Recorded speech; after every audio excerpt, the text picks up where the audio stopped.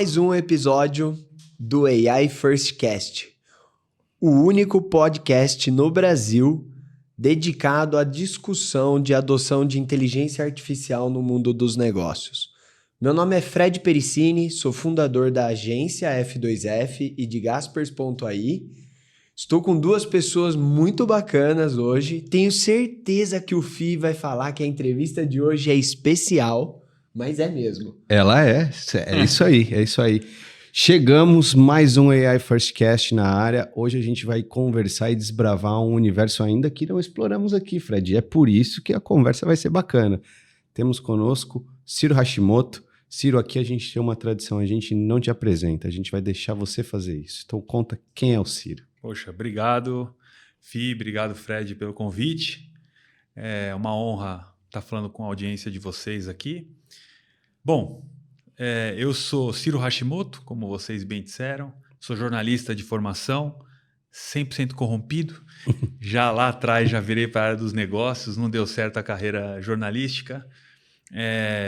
Contando rapidamente por uma passagem de 15 anos de Grupo Globo, depois um período pelo Mercado Livre, né, aprendendo um pouco mais sobre dados, sobre inteligência artificial no que hoje é a maior empresa da América Latina, a mais valiosa da América Latina, que é o Mercado Livre. Quando recebi o convite da Abril, que é onde estou hoje, no Grupo Abril, para liderar a área de publicidade, para realmente alavancar os negócios usando toda a capacidade tecnológica que adquiri durante toda a minha carreira, com todo esse entusiasmo que me cabe, que daqui a pouco, por enquanto, estou um pouco Contido, né? Mas daqui a pouco eu já vou bater na mesa. Já falaram para não bater, mas não tem jeito, né? Eu sou o cara que fala assim. Enfim. Mas é isso. Resumidamente, acho que esse sou eu.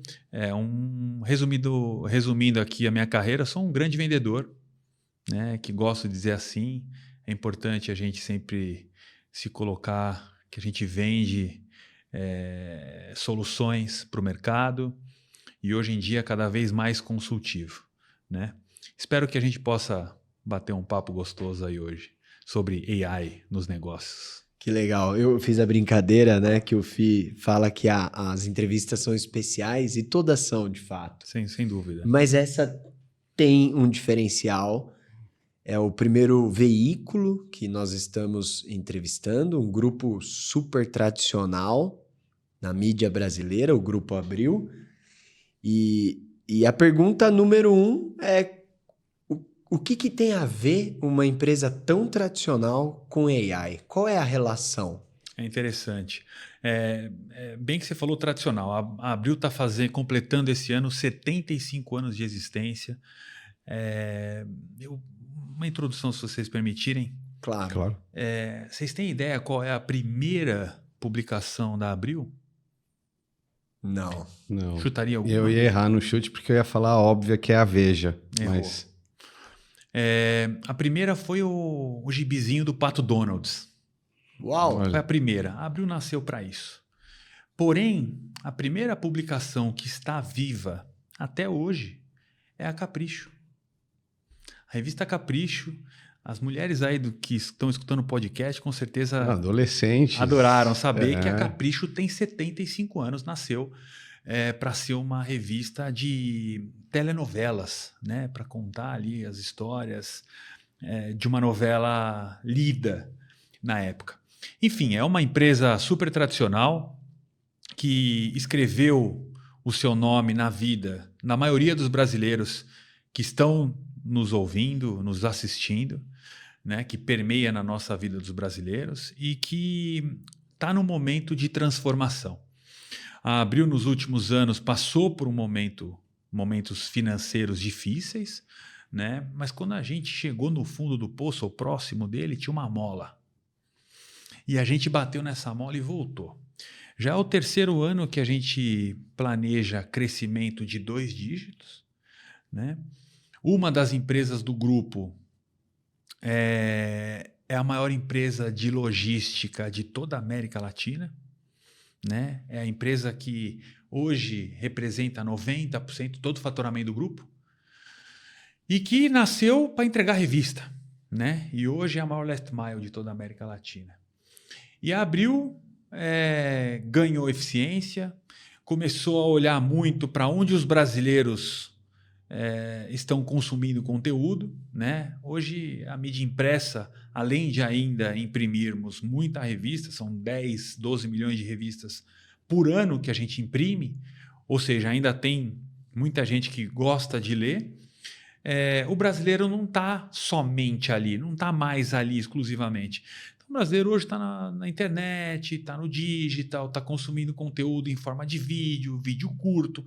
E é ali que a gente tem que estar. A gente tem que estar onde o brasileiro está. Então, a gente está investindo muito em tecnologia, está investindo muito em inovação e principalmente em audiovisual, né? O nosso nova sede tem 2 grandes estúdios para gravação, que comporta ali em cada estúdio uns 5, 6 programas simultâneos para serem gravados, né? Com mesa de podcasts, enfim, um ambiente bem interessante que realmente está nos ajudando a utilização da AI para produção de conteúdo, para reverberar conteúdo, sempre com aquele tom personificado que a Abril acho que jamais vai abrir mão, né, pessoal?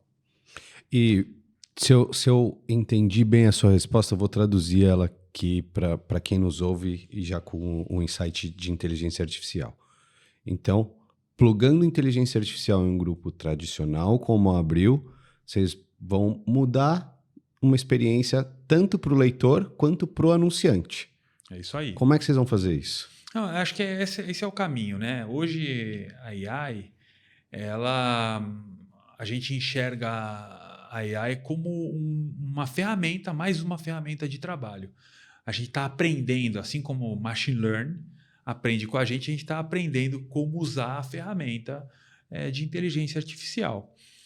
Para o olhar do leitor, a gente tem usado muito para conseguir identificar caminhos para produzir conteúdo que seja mais palatável para ele, como, por exemplo, o vídeo.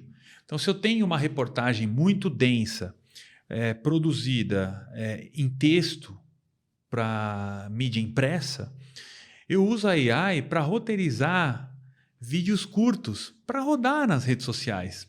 Então, é uma forma da gente poder, usando a capacidade jornalística, de conteúdo profundo, investigativo, né, de qualidade da Abril, para produzir, usando a AI, para produzir vídeos curtos onde você consegue atingir um público, muitas vezes, 10, 15, 20 vezes mais impacto do que seria somente na mídia impressa. Então, esse é um caminho para o público leitor, né, para o consumidor de conteúdo. Para o anunciante, acho que a gente consegue usar como a gente vem usando hoje, mas obviamente que estou super aberto aí para dicas, quem quiser me ajudar. Mas o que a gente usa hoje é como eu consigo ganhar escala, né?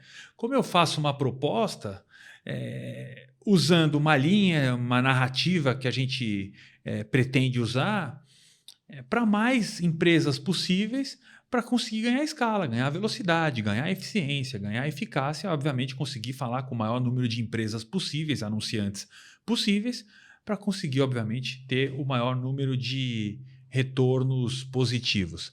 Não é sempre que dá certo, não é para todo mundo que dá, mas quando você tem uma base de clientes que você não tem uma relação tão próxima e que é um produto meio que commodity, então você consegue ganhar escala para você poder reverberar isso, essa comunicação, e a gente tem usado para isso. Muito legal, interessante.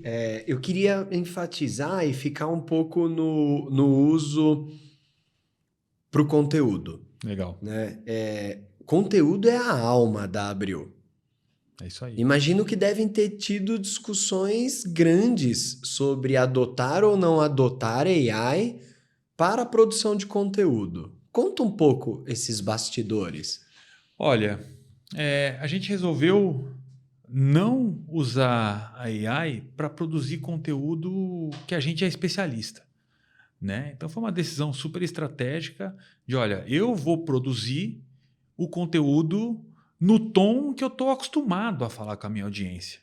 Porque diferentemente de outros publishers, a gente não tem um grande portal digital. A gente não tem uma grande marca que incorpora todas as outras marcas embaixo de um guarda-chuva. A gente tem o tom da Cláudia, que fala com a audiência da Cláudia há quase 60 anos, naquele tom. A Capricho, a Quatro Rodas, né? A fala com a audiência naquele tom e acabou. Eu não posso usar a inteligência artificial para mudar esse tom ou correr o risco de ter essa mudança. O que a gente tem que, sim, que usar e tem utilizado com um pouco de parcimônia, com um pouco de resistência, a gente incentiva os times a usarem, mas a gente ainda encontra resistência, porque é natural, uma empresa tradicional, né?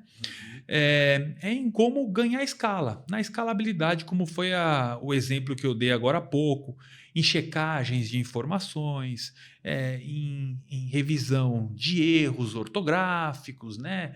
Então, tudo isso a gente consegue usar de forma pontual e, de novo, ganhando eficiência. O importante é que os editores, os editores-chefes, consigam ficar numa posição muito mais de supervisão e incentivando talentos a extrair temas importantes no qual a produção em si ele consiga terceirizar para a AI, né? Mas o toque final, o refinamento, como a gente escreve, detalha, esse cuidado todo, a Abril ainda faz. E eu acredito que vai continuar fazendo aí pessoalmente, né? Acho que tem um caminho de evolução de ambos os lados. Do profissional que usa a ferramenta e da ferramenta em si, que, venhamos e convenhamos aqui, ainda tem muita coisa para evoluir, né? Não, e te escutando, Ciro, vê se você concorda comigo aqui, Fred, mas você reforça a tendência que a gente tem observado muito da adoção da inteligência artificial. Ganho de escala, eficiência e produtividade, você está utilizando, e mantém o humano até para valorar o ganho que você está tendo com a inteligência artificial. Né? Então, a tua experiência está muito confirmando essa tendência, independente do nível onde as pessoas estejam em inteligência artificial. Pensa na prática. Eu avalio os carros, né? Indo para o mundo da quatro rodas, eu avalio os carros nos detalhes, na experimentação, no barulho, na conversa que eu tenho com os revendedores daquela determinada montadora, daquele determinado veículo, né? Então, tudo isso eu preciso fazer várias apurações. Mas na hora de juntar essas apurações, eu posso usar, o repórter, o jornalista pode, deve usar a tecnologia para poder unificar isso, gerar uma narrativa. Agora, a finalização disso tem que estar no tom. Tem que estar no tom de quem lidera aquela marca, do líder daquela reportagem, de quem ouviu a fonte, de quem apurou na fonte. Aí sim, tem essa linha fina que é o que você falou, né, Fih? É usar a tecnologia para produtividade, mas o toque final sempre personalizado. Precisa do humano. Precisa. E o que eu enfatizo como interessante na fala é a qualidade do conteúdo é o core da Editora Abril. E às vezes a gente ouve objeção de output genérico das AIs e tal. Vocês conseguiram contornar e achar soluções em como a AI não me ameaça a qualidade do conteúdo, pelo contrário, ela me ajuda na qualidade do conteúdo.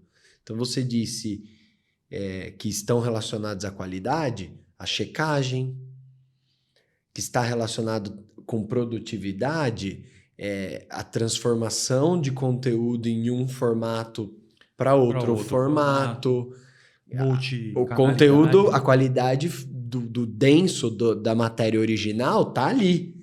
A AI, ela vai fazer divisões desse conteúdo em episódios, né? Mas ela não vai mexer na essência do conteúdo. E se você me permitir, eu vou um pouco além, Porque, além disso, a gente distribui conteúdo de forma onde a AI nos ajuda hoje. Como? Então, pensa numa coisa.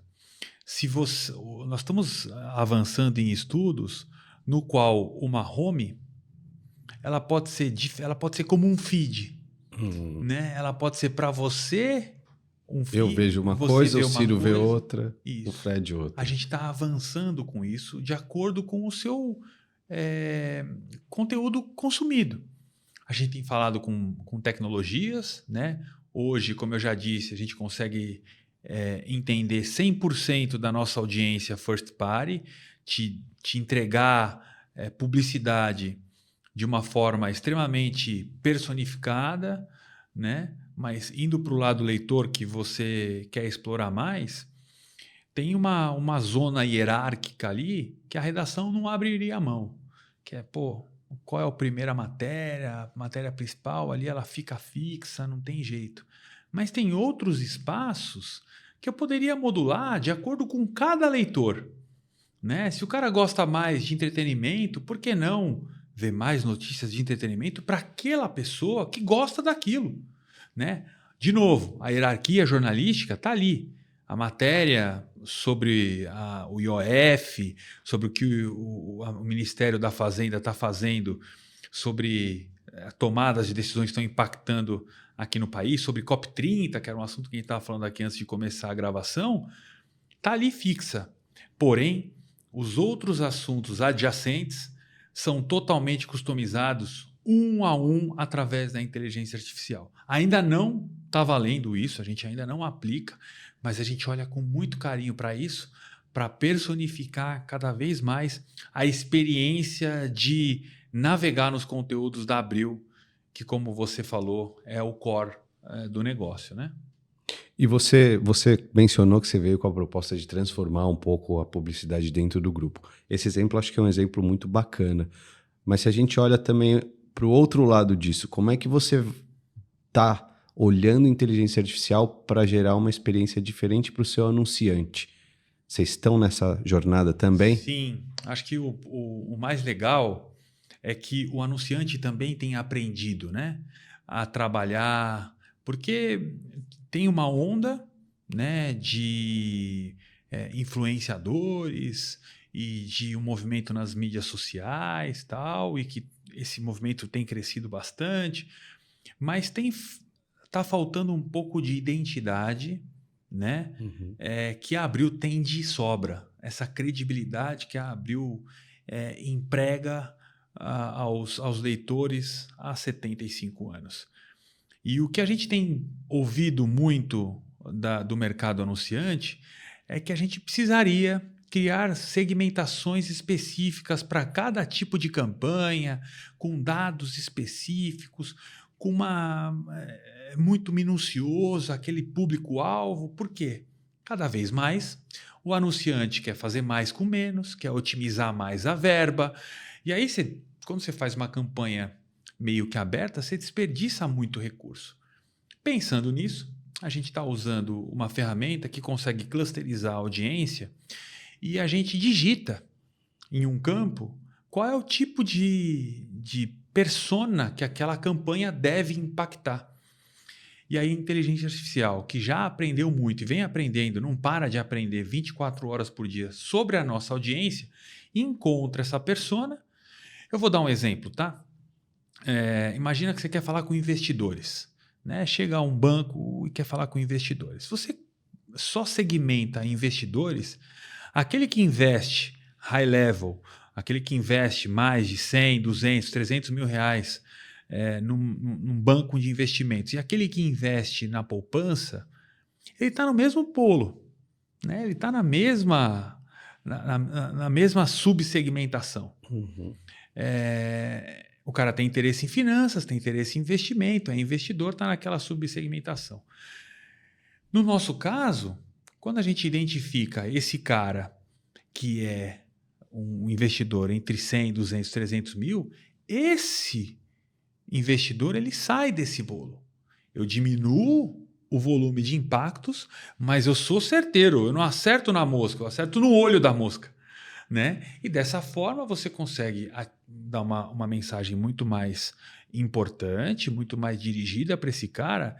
E o melhor para mim como publisher, que é o que você falou, o meu core é conteúdo, é gerar conteúdo para minha audiência.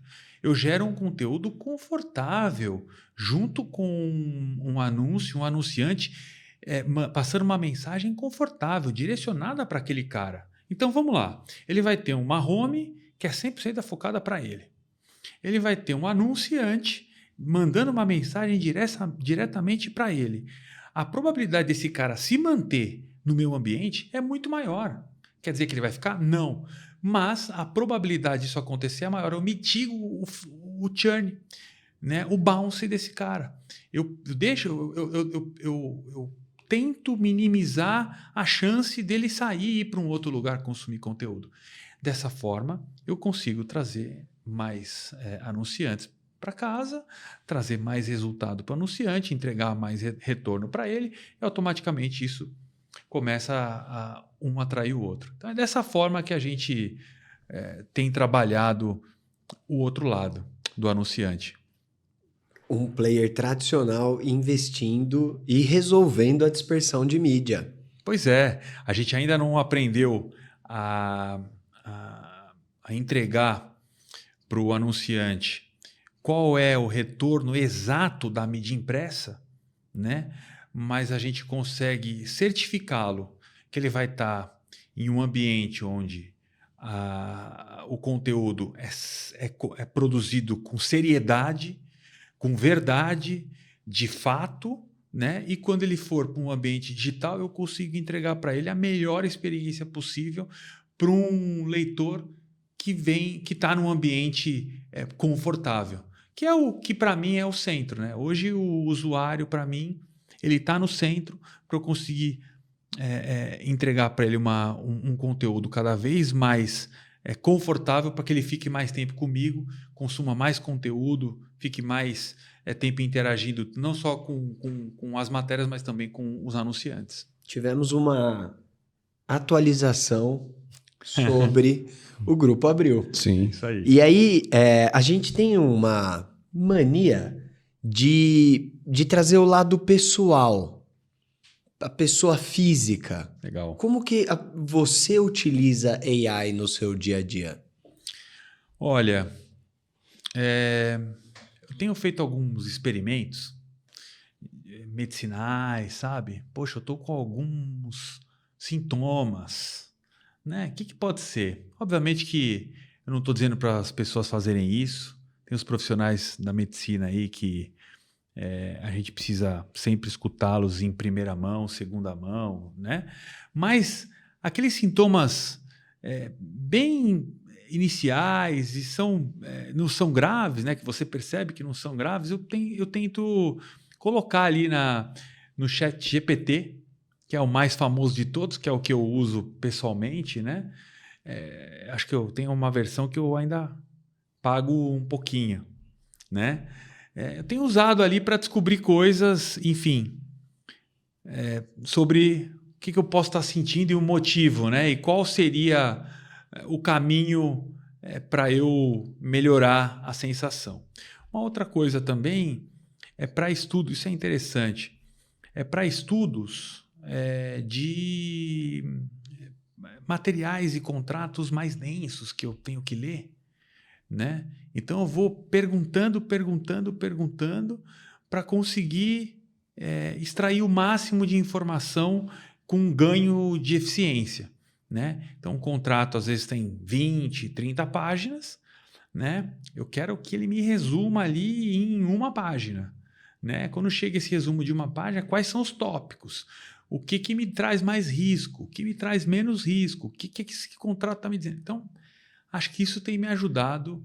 Eu não sou da área jurídica, a gente tem um departamento jurídico que é extremamente bom, mas eu tenho que fazer a análise gerencial do negócio, né? Para saber se esse negócio vai para frente ou não. Então, tenho usado para isso. E a verdade é que sempre fez. A verdade é que, né? Mas só gastava um Mais tempo maior antes. Tempo maior, exatamente. E uma outra coisa que eu tenho feito é que quando, por exemplo, vocês me mandaram um roteiro, eu fiz questão de colocar esse roteiro e colocar links da Abril para conseguir gerar uma resposta do roteiro. E ficou, eu vou mandar para vocês depois, mas ficou muito legal. Eu quis fazer esse exercício porque eu nunca tinha feito, mas eu falei, cara, como eu vou falar sobre AI, como seria a AI, lendo o meu perfil no LinkedIn, tudo que eu posto, né? Como seria ela respondendo aqui? E olha que o resultado foi legal, viu? O resultado foi interessante. Vou mandar para vocês depois. Show de bola. E Ciro, quando você pensa no futuro da publicidade no Grupo Abril, o que você acha que a inteligência artificial ainda vai te ajudar, que não te ajuda hoje? Olha, o que a gente tem olhado, né, é a questão de conteúdos audiovisual, como eu já disse, mas hoje a gente não tem nada que leia num trânsito que permeia as capitais brasileiras, São Paulo, por exemplo,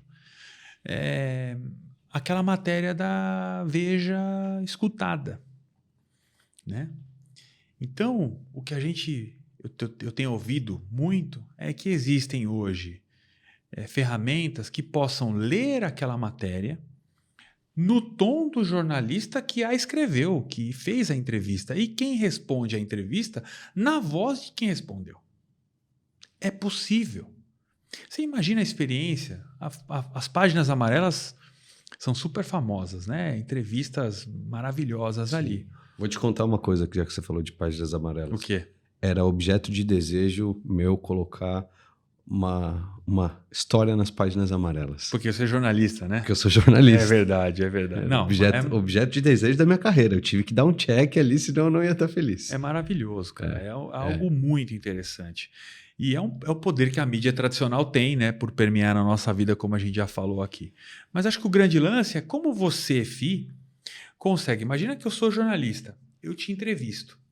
Né? Então, a gente está lá trocando e-mails, ou às vezes tem uma gravação de vídeo e tal, e depois gera ali as páginas amarelas. Como seria legal a pessoa que está no carro ouvir eu, jornalista, perguntando para você, Fi, e você respondendo no tom, sabe? Daquele escrita, e não da entrevista. Porque a entrevista muitas vezes tem 1 hora, 2 horas é ali, né? Super imersivo, né? Super imersivo, tal, mas seria muito legal, cara. Seria uma experiência interessante. Te falo que eu consumiria esse conteúdo, já te antecipo, cara, que eu consumiria esse conteúdo. A gente tem identidade com vozes, sim, né? Sim. Tem vozes muito, que marcaram. Muito, né? muito. E você ouvir a voz do entrevistado, de um jornalista que na Editora Abril tem vários que são muito conhecidos, que marcaram nossas vidas. Então, é uma experiência... Eu fiquei com vontade. Pois é, cara. Você imagina os carros, né? Sim, você leva o áudio, né? Então, acho que vai um pouco por esse caminho. Já que você está me fazendo vislumbrar de algo que não existe e de algo que eu imagino. Uma complementariedade, né? Da experiência. Total. Para o leitor. Acho que o desafio vai ser como é que você faz essa pluralidade de conteúdo ela ser relevante no nível máximo. É isso aí. Porque se você perguntar para as pessoas, quando vou falar do assunto carro, né? O 4 rodas, ela está ao concurso. Ninguém vai discutir num dado que a 4 rodas trouxe. Eu vejo vários podcasts, vários influenciadores, youtubers falando sobre lançamento de carro, sobre teste de carro, sobre opinião de carro elétrico, carro a combustão, etc e tal. E aí é uma discussão acalorada quando chega um cara e fala assim, olha, não sou eu que estou falando, amigo. Saiu na 4 rodas. O assunto morre. Ninguém tem coragem de discutir o que a 4 rodas falou. Por quê? Porque sabe da seriedade que é o jornalismo dessa marca, né, da 4 rodas. Então, você transformar isso, né, em uma coisa onde todo mundo consegue ouvir de maneira rápida, sucinta, com cortes, não tem como não ser sucesso. Eu acho que é isso que a gente vislumbra para os próximos anos. Claro que a gente tem conta para pagar, a gente está ali trabalhando com o que a gente consegue entregar hoje, mas a gente adora investir tempo pensando no futuro, e eu acredito que seja por esse caminho. Transformando o leitor em ouvinte. Transformando o leitor em ouvinte, assistindo. A gente vai lançar um canal de TV agora, o mês que vem. Na Samsung, na LG, na TCL. Um canal de TV que vai ter todas as marcas da Abril dentro da TV. Né? Chama Veja Mais. Veja Mais. Né? Vai estar em todos os canais de conectados, né? As TVs conectadas. É isso, gerando conteúdo. A gente tem um acervo muito grande. A gente tem 38 mil horas de acervo da MTV. Vocês têm ideia do poder que é isso? Como a gente consegue trazer essa nostalgia, esse sorriso dos dois? Não, aqui eu já pô. Eu me empolguei porque é algo que não está planejado na entrevista, tá, pessoal? É isso aí. Mas tem bastante dado aí, hein? Tem muita coisa, Tem muita informação que AI E por trabalharia isso que AI bem, tá né? trabalhando bem lá. Olha uma outra coisa, a gente usa AI para indexar. Vocês acabaram de trazer mais um insight. A gente usa AI para indexar acervo. Imagina o que a gente tem de acervo. Né? Depois que acabar a entrevista, eu conto uma coisa que a gente tem de acervo muito legal. É que eu não posso falar agora. Mas o grande lance é que a gente tem muita coisa. Muita coisa. E quando a gente parte para um negócio que a gente nunca fez, que é uma TV, a Veja sempre quis ter uma TV.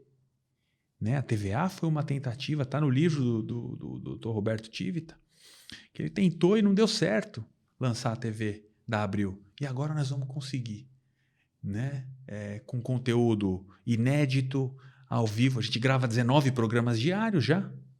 Né? Com conteúdo da Quatro Rodas, da Capricho, da Super Interessante, aquelas reportagens que fazem a gente sair do lugar pensando. Nós vamos lançar tudo isso na TV. Então, momentos legais aí que a gente estão chegando. Vai ser empolgante ver a transformação de tudo isso, todo o acervo, todas as marcas. Futuro brilhante aí para quem consumir conteúdo vindo da Abril. E foi uma aula aqui que você deu para a gente de atualização, tanto da inteligência artificial na publicidade, quanto do próprio Grupo Abril e de toda a transformação que vocês estão pilotando por lá.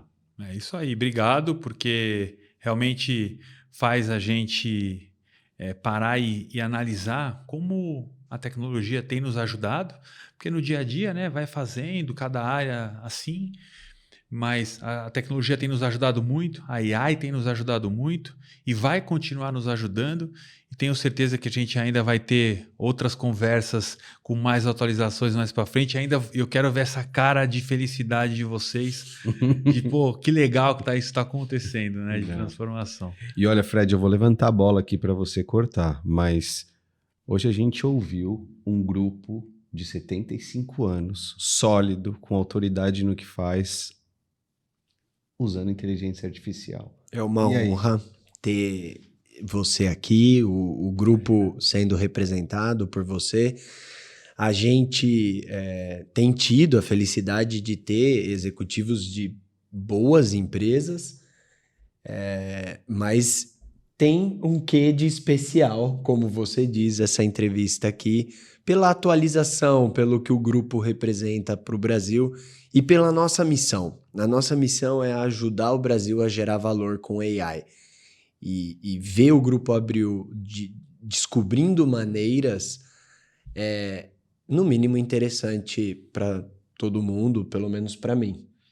Muito obrigado. Eu que agradeço. Uma entrevista muito boa. Tenho certeza que tem muito aprendizado na mesa aqui para todo mundo. Pessoal, não esqueçam, deixem perguntas. As perguntas viram insights que a gente replica nas entrevistas e também a gente, com esses insights, busca entrevistados de peso para estar de encontro ali com o que vocês estão querendo. Interajam com a gente, curtam, compartilhem e nos alimentem para a evolução do nosso prompt mental aqui, para tornar isso longo e benéfico para todo mundo. É isso aí. Obrigado mais uma vez pelo convite. Parabéns Valeu demais, pelo podcast, pelo tema. E valeu, gente. Qualquer coisa aí, se o pessoal mandar pergunta, pode mandar para mim que eu respondo para vocês. Combinado. Valeu, gente. Obrigado. Obrigado.